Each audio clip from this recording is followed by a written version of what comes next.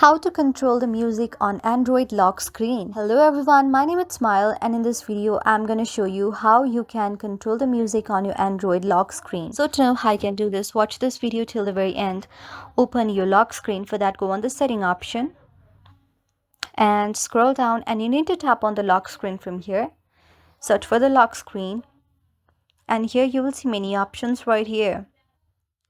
So among those options, tap on extend unlock. So it's for unlocking your screen. And when you tap for about lock screen right here, you will see the options and versions of lock screen that you can solve. And when you see here change the system settings, which is all right here, you can just tap on all of the permissions and again go back.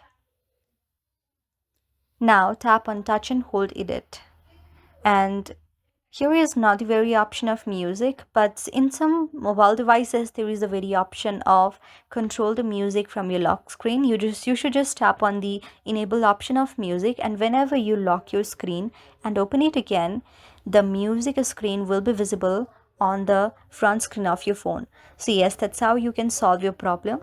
I hope you liked the video. If you liked the video, then please do hit the thumbs up and subscribe button, and also comment in the comment section below. Thank you for watching.